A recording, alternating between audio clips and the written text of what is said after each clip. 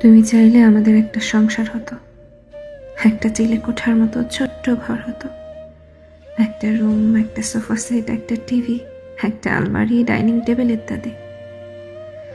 আসবাবপত্র দিয়ে ঘরটা মনের মতো সাজানো যেত। তুমি চাইলেই আমাদের একটা রাজকন্যা হতো, তার নাম রাখা নিয়ে খুনসুটি হতো, তাকে নিয়ে আমাদের একটা জগৎ হতো, 3 জনের ছোট্ট সংসার হতেই পারত। তুমি চাইলেই সব হতো, আমাদের একটা প্রেম হতো, সংসার হতো, ঘর হতো, কিন্তু তুমি চাইলে না। তাই আজ সব হয়েও আমাদের কিছু হলো না।